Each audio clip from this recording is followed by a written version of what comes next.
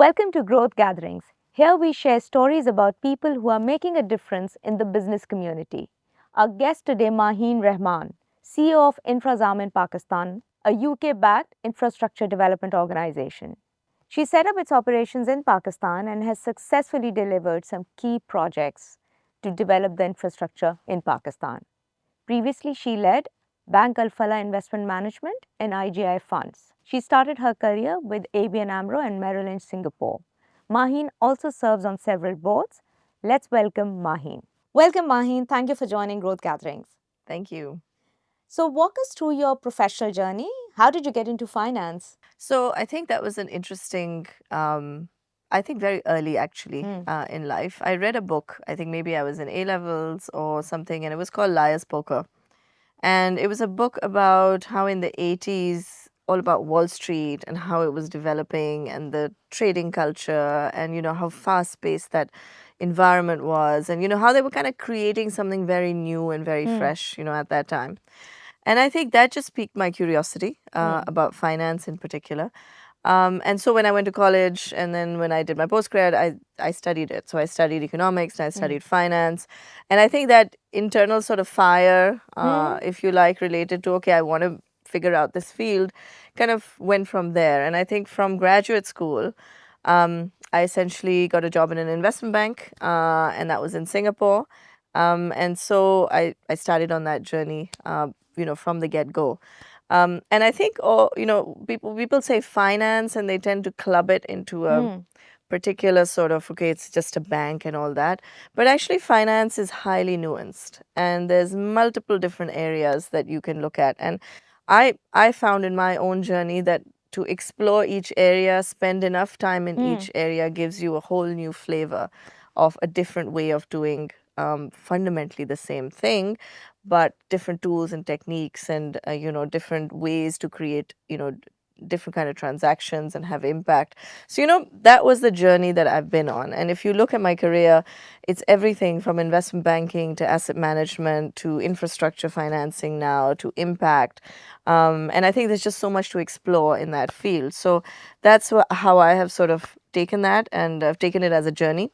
And each sort of new assignment that I take on is usually quite different from my previous one. So even though we call it a career in finance, it really is a career in many different It's like a portfolio. portfolio, many different. How do you select your next big step or transition in career? Secondly, what are you currently doing? So I think it selects me. Okay. I don't think I've consciously gone out Huh. and said, okay, I'm going to do this next. Okay. I think an opportunity shows up and then I evaluate that and I think is this a direction I want to run in? And yes, so it shows up, you decide, I decide, is this something I want to do or not? And then, that new step kind of goes from there, right? So every sort of, I think, 6-7 years there's a bit of a reinventing around what I'm doing at that particular moment.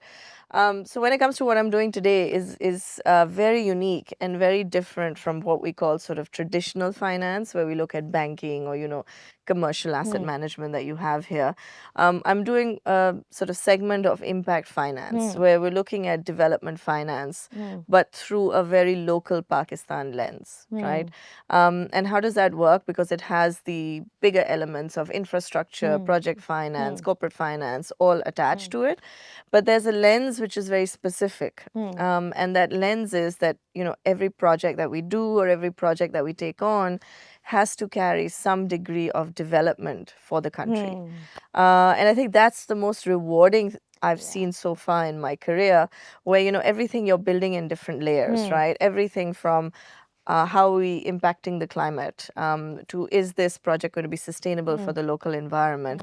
Are we going to be able to hire women in this? So all these nuances of looking at impact coming into the projects that we see happening every day in Pakistan. And I think that's, I found it incredibly rewarding. And I found it an immense learning opportunity. And I got into this, I would say, 20 years after I first started working. So, the concept that I'm still learning, still understanding how some of these concepts relate to our real world, as you see it. That's what keeps me going in this particular field. No, I think that's a great space. And particularly for a country like Pakistan. But tell me some of your recent projects, because what we do here is about more commercial side of financing and Yes. more well known side. How the stock exchange is performing, some of the key business transactions and M&As, etc. But I mean, what are some of your key projects where you have extended finance facility? Sure. So let's talk about, a lot of finance Yeah. comes from what is being presented to them on the table. So if you're a bank, for example, it's always about someone coming to you wanting to borrow money and set it up, right? At InfraZamin, which is where I'm today, it's a bit different. What we're trying to do is identify, okay, where are the sectors we want to work in? And those sectors are usually underrepresented in the financial space. So whether it's agriculture or climate or gender, we'd identify, okay, this is the zone we want to be in. Now, if this is a zone, what project is there that we can add that value to, right? And that journey is very different from traditional sort of finance where everything kind of comes to you.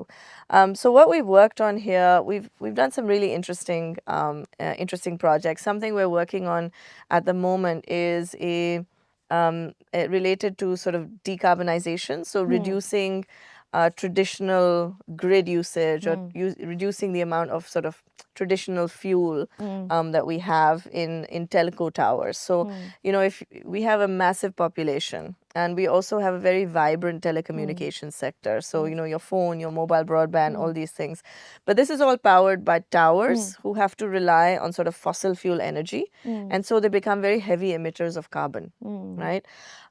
So what we've recently undertaken a project to launch a green sukuk for Pakistan, which will actually lead to decarbonization of these towers. And instead of using the grid, we'll use solar panels to energize those telco towers.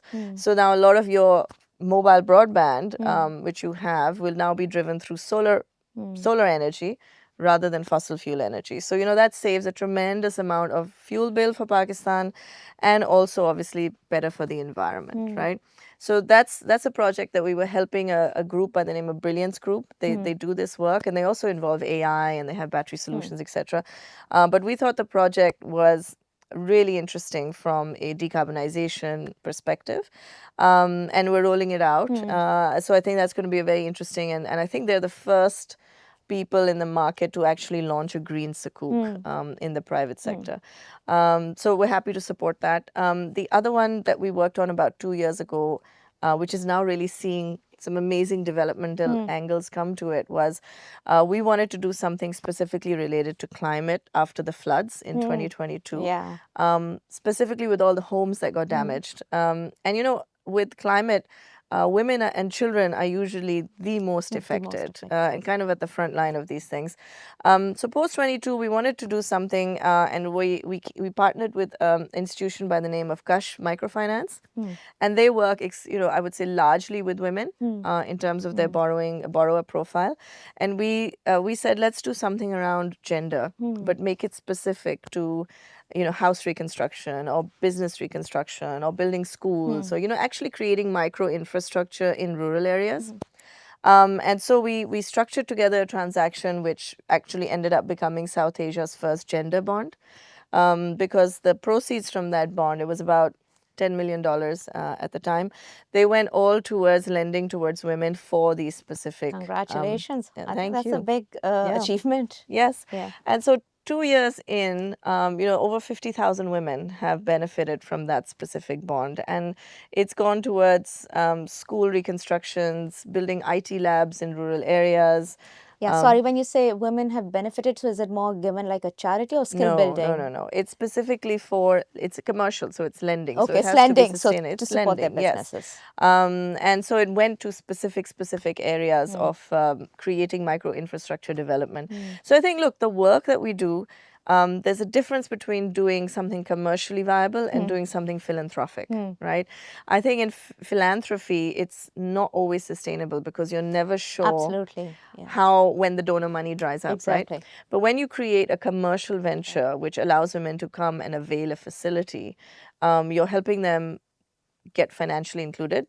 You're also helping them become financially aware in terms of how they use your money, how they use their money. And you're also helping them become self-reliant.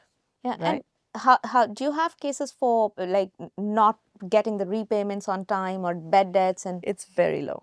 is it? It's very low. Yes. So actually, women are incredibly good credit risk in Pakistan.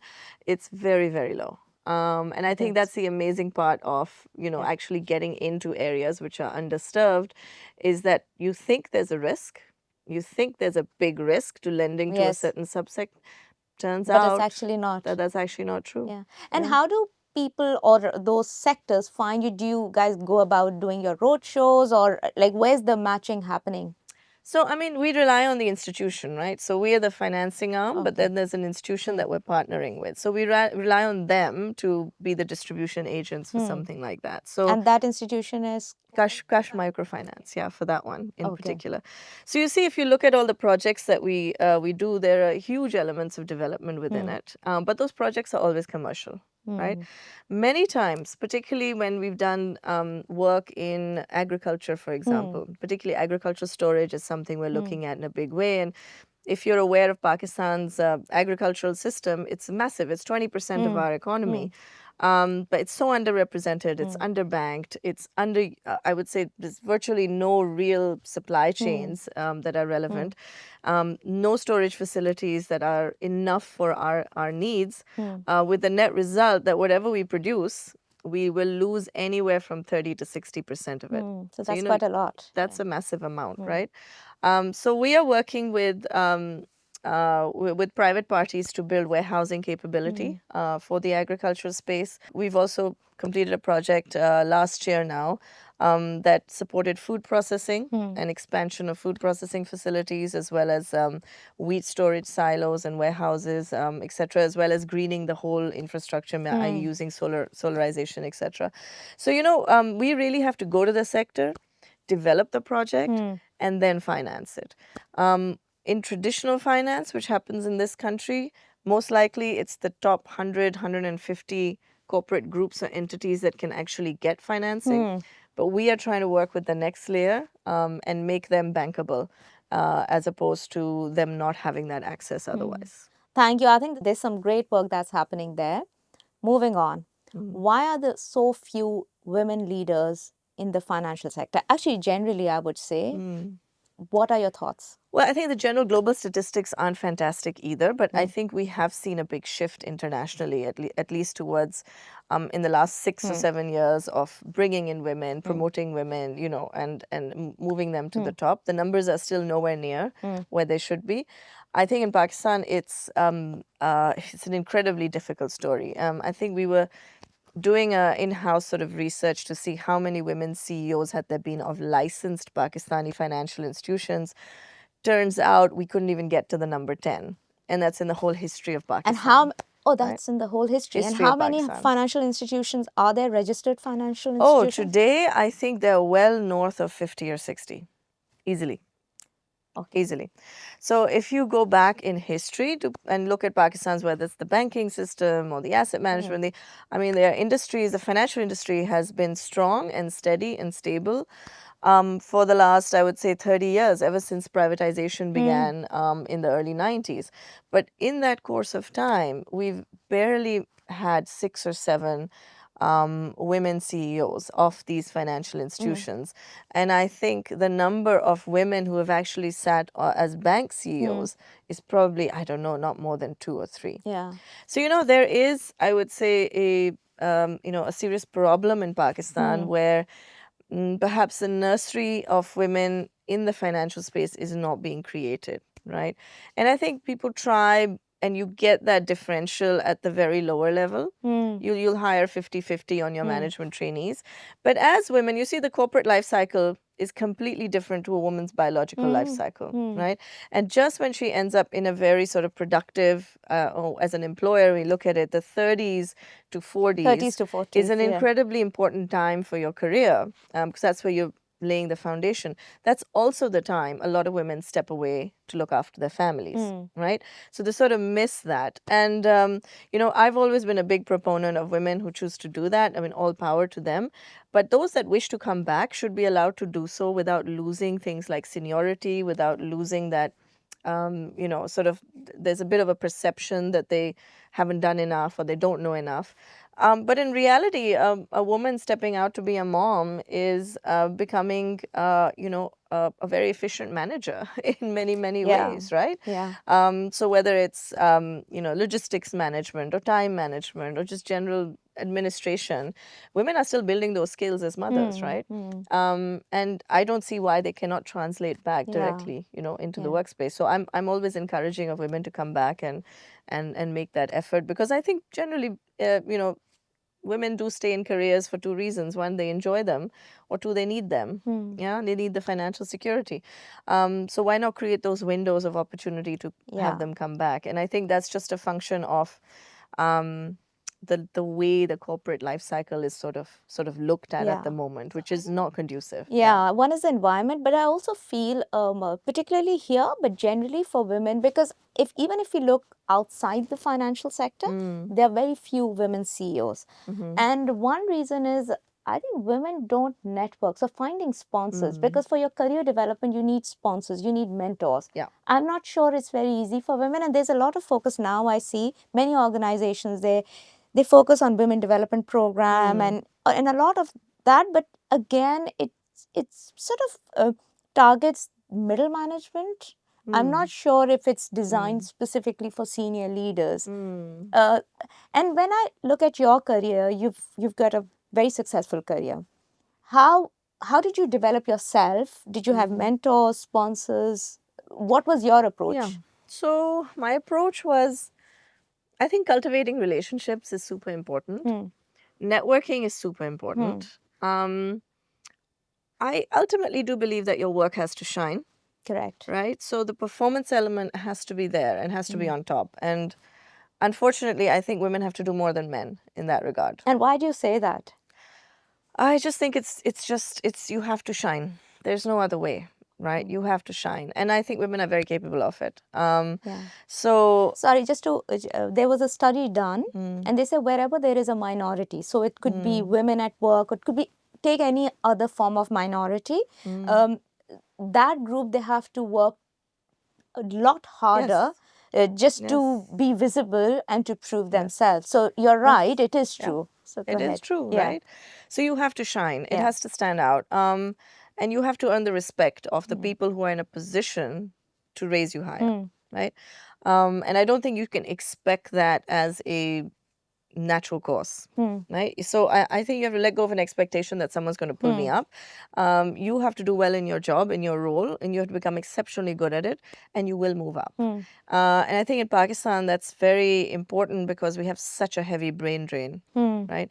So there is a huge fight for talent. At mm, the moment, even in the country, there is a huge fight for talent. mm, We're fighting with the Middle East, we're fighting with the mm, US, we're fighting with mm, immigration.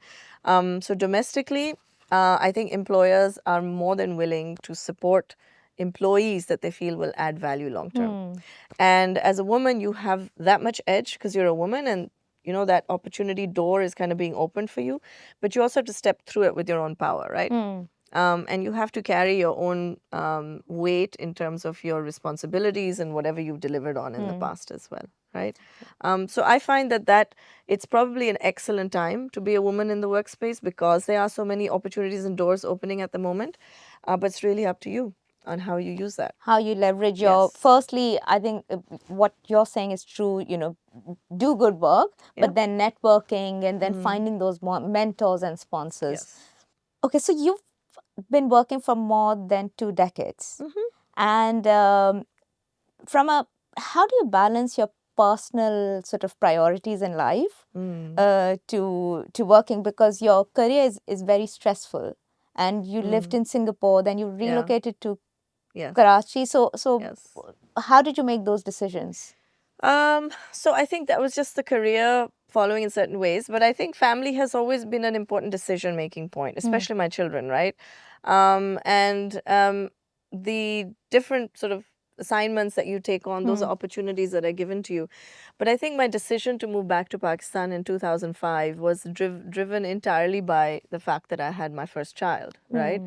And I wanted her to grow up with family. I Hmm. wanted her to grow up around her Hmm. grandparents and her cousins and, all of Yeah. that. And I wanted her to have a Pakistani childhood like I Hmm. did. So I do think family is always the center It's always going to be the center. That's the most important thing. And then you have the career around it. But if you want to build the longevity into your career, there's a daily balance. Today I will be at a board meeting. I cannot make the sports day. That's just the trade-off that you make, right? Today I am going to go for this swim meeting. I'm not going to do this meeting at work. So there's a daily balance, that you pull. Can you have it all? No, I don't think so. But I think you should have what gives you joy. And for me, my career has always been, I think, it's always given me excitement. It's given me a reason also to wake up and do something different. And the same for my kids. So I think on both sides, you have to create a balance. You have to prioritize every single day what it is that you're going to do today. And I think it's my kids also, they're all three girls. And I think they get very excited when, they say, oh, my mom is a CEO and my mom does this, my mom does that. So they you're take a a lot great of pride. role model for them. Yeah. Role model, they take a lot of pride in it. So I must be doing something right. Yeah. And I think the things that they've also picked up is, your life is what you make it in many ways. And financial freedom and financial security is very important. It's very important for a woman to be, able to stand on her own feet. And I think that's the sort of lesson that they've learned themselves. I haven't really taught them that, but I think by example, they've sort of just seen that that's how life should be lived. And what are your thoughts about, sometimes people say that women who are very successful in their career, somehow they compromise on their personal life. And have you heard this? Because I've been single, so I've heard this. And of course. I'm not sure about it personally, because I think it's about making those choices in life. But somehow, especially in a very traditional way, people interpret it as, we don't know what didn't go right here, instead of thinking, no, this was a choice. What about, can you manage both? So let me phrase that a different way, right? I think a lot of women, and I speak very broadly here, but I think a lot of women get into situations where they don't have alternatives because they have not developed either that financial muscle internally to make decisions, right? If you look at personal life, we look at relationships, and you look at, whether you have friends or where you have a romantic partner or you have a husband, all of those are relationships, right? And relationships have a course. Some of those relationships are lifelong, and some of them are not there forever, right? I think what me having a career has certainly done is allowed me the option or the decision to make whether I wish to be part of that relationship or not in the future, right? So if it comes to, a marriage, you can have a great marriage and you can have a good career. Fantastic. There are times when you can not have a great marriage and you can have a good career, but then it gives you a choice. Do I stay in this something that's dragging me down, or do I move away, right? So while your career is no replacement for your family or your personal relationships, it is certainly a empowering force which enables you to make the right decisions for yourself. And I think that's all it is, right? So when it comes to can you have it all, I don't believe you can have it all. But I think you can have whatever gives you joy and peace in that particular time of your life. And it evolves with time as well. And it evolves with time, right? So I think when it comes to, women who are not financially free, they often get stuck with choices that they perhaps wish they hadn't made, or they end up in toxic situations, right? And all a career and a job is giving you is the ability to choose, which is quite key. Okay, so let's talk about career transitions, particularly for women in their 40s and 50s, because that's when they also hit menopause. And a lot of women, when I coach, they want to reinvent themselves. But one area I feel they are hesitant is about learning and development. Because somehow, you've acquired your experience and then you don't want to sort of experiment with new things. What's your advice to women who want to reinvent themselves? Do it. And how? Why not? Look, I mean, menopause is the time where a woman is really going through, like a bus hits you. It really is like a bus hits you, right? And I think the medical community, unfortunately, has not caught up to what needs to be done, unfortunately. So you will find a lot of women struggling physically, emotionally during that time period. And it's truly important that they get the help that they need, whether that's medical intervention or psychological intervention or something related to that, right? I think that's also a time when you do begin to see what's behind you in terms of life, and think about everything that you have done. And sometimes you want a complete repivot, right? I don't want to be doing that in the future. I want to do something else. So I think that that stage in a woman's life is when children are growing up. She's probably either in a very long-term relationship, or she is there's a lot of stability, I would say, in that phase of life, both from a general environment perspective, because you've kind of done all the hard work around raising children and sending them to college. And if you're working, then chances are you're a fairly stable point in your career as well. I think that's a good time to learn more, right? So what does that mean? For me, that's go and get another degree, open yourself up to a new course, explore a idea or concept that you haven't even looked at since you were in school, right? So it's very much a coming back to, okay, what do I want the next 15 years of my life to look like? It's also a realization that the time left is finite, right? So there is a whole, I would say, I mean, I have seen friends of mine, some of them go back to being very creative during this time. They want to paint, or they want to get into design, or they want to do something that lets that softer side, kind of out a bit. I've also seen women who completely shift careers, and they will go from being very high power to now suddenly, okay, no, I want to do something that's lighter on this, and I want more time to travel, and I want more time to spend in these areas. And then there's a big sense of give back. What do I need to do to give back? And I think for women who are experienced in careers, it's a great time to shift to be a life coach, or to be a business coach, or to mentoring and helping other women get to that same, learn from your own life experience and that richness. So I think it's a really interesting time, and it certainly does make a woman think about everything she's been through. And you always think, okay, I don't really have another 30 years of physical health in front of me. So what is the next 15 years going to look like? And I need to make that count. So it's a big transition, and there's no simple answer for anyone, other than to say, if you feel like you need to do something different, just start taking the baby steps towards it, and eventually that will open up into something Because else for you. absolutely, and another thing that menopause does, it creates more anxiety in the system, in your biological system.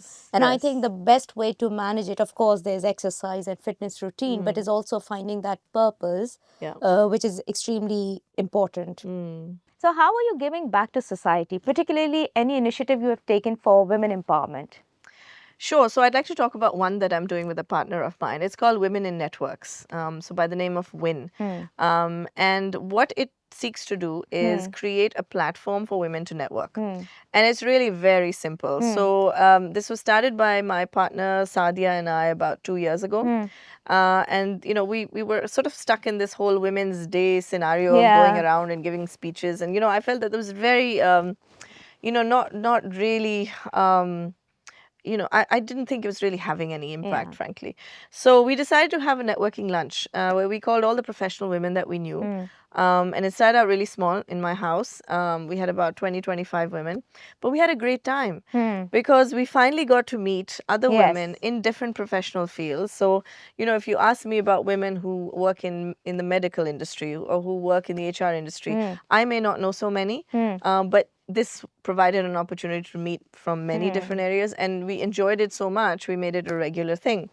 So now it goes by the name of WIN. And every quarter, we've now involved different companies, and every quarter we hold lunches for women to come, network, and just meet other like-minded professional women. And so from this community, which is now, I think, in total WIN lunch attendance in the last 2 years, we have now over 250 people. 250 women, professional women on the platform in Karachi, another 50 to 100 in Lahore. And all of them really look forward to coming and learning from the peers. And we take some time, we showcase entrepreneurship, we showcase women businesses, we've had sessions on health, we've had sessions on women who started businesses 10 years ago from nothing and how they grew them. So it really is an inspiration pot, which is So, how how I can like one to see become a it. member if anybody's watching this podcast? Sure. So we have a LinkedIn page. Okay. It's under Women in Networks Pakistan, and we have a LinkedIn page, and you can go join the page, follow the page, and subscribe to any events that may be coming up. So usually once a quarter there's a lunch. You can apply to be invited. And it's a great way to just meet other women and learn from them. And women really enjoy it, and that, like, you come back to networking. If I have some trouble in XYZ company, and if I know somebody there, I can call them up and say, hey, can you help me out? It does help. And that's what it's all about, right? So WIN is a platform that's very close to my heart, and I'm looking forward to doing more with it in the future. Excellent. And that's my way of creating that mentorship and that network for women specifically. Yeah. Okay. Now let's talk about Pakistan's economy. And what are some of the challenges, opportunities? I know it's not always easy to find investors. A lot of multinationals are wrapping up their businesses, but how do you see it? So I actually think Pakistan's economy is really interesting. We are the fifth largest population in the world now, and there is always that stress of having a large population. And you'll see people talk about it in terms of wanting population control. But there is also a massive opportunity, right? The average age is about 21 for Pakistan. We don't definitely have enough jobs in the formal sector. So what we see a lot of coming out from young people is specifically trying to create their own income streams from either freelancing or entrepreneurship or through different forms of, other than the usual standard, I want to get a job, right? There's a lot more creativity around what young people are seeing their lives and how they want to pan out. So I think there's your opportunity, right? The other thing that's super specific to Pakistan is we don't get a lot of investment from overseas. For the size of our economy, for the size of our population, overseas investment doesn't understand Pakistan, right, for its own reasons. But there we have tremendous opportunity for domestic investment to really come in. And you're seeing that in certain areas. You're seeing that in tourism. You're seeing that in entertainment. You're seeing that in telcos, right? So you're seeing a lot of domestic investment come into the country, and I think that's the key. That's the opportunity. That's the opportunity, and that's the key. So यहाँ पे there's a lot of focus around how do you deal with the consumption habits of a young population. So when you have a young population at this point, there's virtually no interest in saving for the future. There's no interest in retirement. There's no interest, but there's a lot of interest in consumptive pattern. And so the saving is less, but that's a natural sort of cyclical That's a natural flow. evolution of the society. And it will eventually get to the point where you're looking at more savings because people think about retirement. But at this point, it's very much consumption driven, and we have to know that and accept that. So investment that domestically we push should go to where? Should go towards younger businesses. So supporting younger businesses through growth capital and things like that should definitely go towards harnessing some of the energy that we see from the younger populations and building on that, right? Because formal sector jobs, in my view, are not enough in Pakistan and not going to be ever enough in Pakistan. And also there's a decline globally. And I remember, even interestingly, when I do these podcasts and if we just see the viewers and you have an entrepreneur here, I see more people engaging with that content. Yes. Because they want to learn how to set up their business. Yes, absolutely. And I think that's why AI is going to help us, not hurt us, right? So a lot of the young people are huge adopters of technology. They do it much better than the rest of us beyond a certain age, right?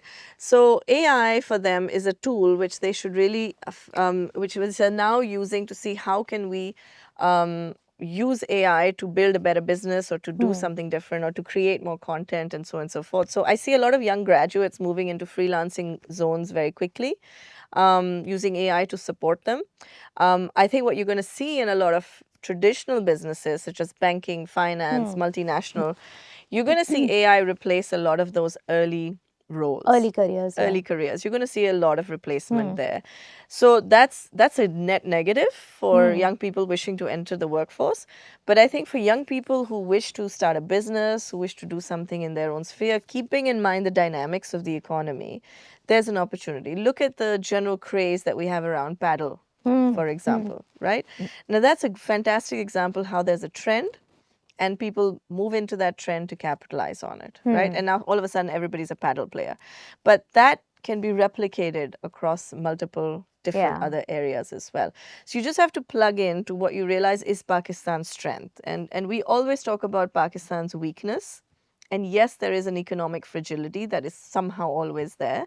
But we gotta move away from that, you know, and really the decisions that are made on the economic level, the impact they have now should be thought about in terms of the youth, in terms of the young layer, and how we can position and invest in them because they are the ones that will carry us forward. Absolutely. And I think as a as an energy coach, what I observe, particularly the youth, I don't know, somehow we build that victim mindset, Mm. meaning things are done to us, and once we leave Mm. Pakistan, things will be fine. No. It rarely happens. You've Yeah. lived Yes. abroad, worked abroad. I have worked abroad. I have lived abroad, and it's fine. It's Mm. just that you've got to have a mindset to create opportunities. And Mm-hmm. if you have that, whether you're living in Pakistan or anywhere else, it's a great mindset to have. Yeah. So, what advice would you give to youth, particularly those who want to set up their business? Because it does require a little bit of grit and resilience. Mm. I think the two key words you mentioned are grit and resilience, right? So I mean, the general advice I would have is understand what you're trying to create, Hmm. know that business, Hmm. understand that business, be flexible to different opportunities that come to you. But above all, I would say discipline, Hmm. right? I think there's a huge tendency to jump and flip and move Hmm. from one thing to another thing. As someone who has set up now 3 companies Hmm. in my career, it takes a minimum of 5 years to establish a business and a brand. 5 years. It's not going to happen sooner. It's not going to happen later. 5 years for me is the mark where a business really becomes Hmm. stable and you begin to see the path forward Hmm. for that business and the opportunities Hmm. begin to come to you automatically. Hmm. Usse pehle you have to create those opportunities. So have the discipline and the resilience and the runway to manage it for 5 years. Because I guarantee you, at the end of those 5 years, if you've stuck to your theme, your concepts, you've learned how to manage, you've maintained an internal discipline, you will be somewhere in a very strong Hmm. position at the end of those 5 years. So I think that's the key thing on making a completely new business model. And if it doesn't, and if it folds up before then you realize that it wasn't viable and you learn from that, Hmm. right? So anything that ends up in a situation where you can't carry it forward, it's a learning opportunity. Hmm. So learn from that and see, okay, what can I do better the next time around? Hmm. Because the reality in Pakistan is this, that a lot of entry level jobs are going to go, Hmm. whether it's AI or other issues. Um, we don't have enough formal sector jobs to absorb 3 million graduates that are Hmm. coming out in Pakistan. So there will be a heavy reliance on migration, there will be a heavy reliance on local entrepreneurship, and a heavy reliance on freelancing Hmm. in order for this layer, as they get older, Hmm. on sustaining themselves. Because remember, today's 21-year-old Hmm. is the next decade's 31-year-old, Hmm. right? And what you need at 31 is very different from what you need at Hmm. 21. Hmm. And so forth, right? So these are the years where you build towards that. And it really is, I would say, corporate Pakistan's responsibility, the government's Hmm. responsibility to create those cachets where that 20 something has an opportunity to get to be that productive 30 something. Yeah. And I think for me, that's where the opportunity is in terms of building that muscle, because the large organization back in the day when we started our career, we Mm, would get it as management trainees. So there was correct. that discipline of execution. Mm, So youth today, if I mean, if they get any support from the government, from the society, great. If not, somehow they've got to build that muscle. true. Okay, thank you, Maheen. That was fantastic. And this is our last round. It is called a rapid fire round. Hmm. I'm going to ask you a few questions and whatever comes to your mind. Okay. Sure. First one, tea, coffee, or matcha? Coffee for me. Coffee. Do you Mm. like matcha? It's all right, It's all right for but you? I prefer the coffee. Yeah, okay. Yeah, I Mm. don't know about matcha personally, but but clearly a lot of people like it. Yes. Your favorite deal or project? Who puts a smile on your face? I think it would have to be the gender bond. Yeah, Yeah, personally, very, very excited and proud of that one. and you should be. Mm. If you weren't in finance, you would be doing? Probably I'd be a chef. I'd love to cook. You I'd love do. to own a restaurant. Yeah, Yeah. totally. And what's your sort of signature dish that you cook? Oh, I think I make a good salmon. And it is difficult, right? No, I mean, if you know the techniques, it's not so difficult. And Yeah, but cooking it is has to a be. Yeah. super creative field in itself. So enjoy yourself. And do you Yeah. cook like every day, weekends, or No, maybe once a month if I get a chance. But yeah, it's an activity I really enjoy. you do enjoy? One financial term that sounds boring but actually excites you in business. Leverage. Leverage, of course. Credit. Leverage. Okay. And how do you manage your own finances? Meaning, did you get some financial guidance, coaching in terms of because that's another area a lot of women don't focus on. Um, yeah, I think I rely a bit on my own knowledge, but Hmm. I do have a few financial advisors I talk to as well. Yeah. Yeah. And you Mhm. do stocks, bonds, and property Combination of combination. everything. Always good to be diversified.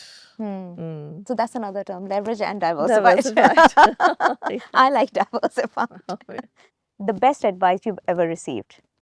Mm, I think the best advice I've ever received is that um, don't ever do anything with anyone smelly. Oh, Because that is a good one, otherwise, but please share more. yes, otherwise you end up smelling bad as well. So that was, I mean, it came from old mentor of mine, Sayyid Babar Ali. Hmm. And, he, when I was a CEO for one of his companies a long time ago, and he came to me and said, who are your customers? Who are your clients? You've got this business, it's doing well. Who are your clients? And I gave him a whole rattled off, a whole list of clients. And he said, I don't know all of them, but are any of them smelly? And I said, I don't know, what do you mean by smelly? He's like, oh, you know what I mean, smelly, right? And he says, just not somebody you'd want to be associated with, right? And I said, I didn't think of it that way, but yes, I think most of them are, people that you wouldn't mind being associated with. He said, yeah, but if they're smelly, you'll be smelly too. And I just think that was the best advice anyone gave me on how to manage your professional career or even your personal career. I was going to Right? say, yeah, your Yes. life, because this is Life. so true. Life. So that was the best advice I received, because then on, you just really classify people as to smelly, not smelly, right? And then you can make that decision and you realize that if you end up with the smelly people, yes, you will start to You smell will like start to them. smell. And I think that is advice that has carried me through. And this is a good, because this must have been back in 2009 when I got this advice. But great advice. Great advice. So yeah, one for the books. Okay. What's harder to balance, numbers or person's ego? A person's ego, for sure. And how do you manage those relationships? Because obviously you're in a customer facing role and there are lots of egos With a in the lot of system. balance, patience, and some coffee. Yes. Good. One stereotype about women in finance, especially in their career?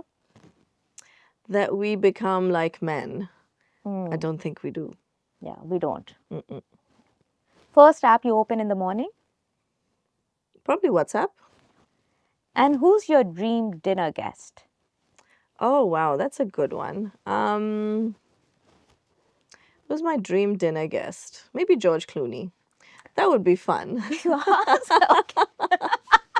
Because he's George Clooney. Because he's George Clooney. Who wouldn't want to have Yeah, dinner yeah, with him? Yeah? Yeah. And if you have a space, I would join that dinner too. There you go. There you go. Should invite him to win. Absolutely. Yeah. Thank you, Maheen. It was a Thank pleasure. you. Thank you. It was lovely being here. Thank you. Great.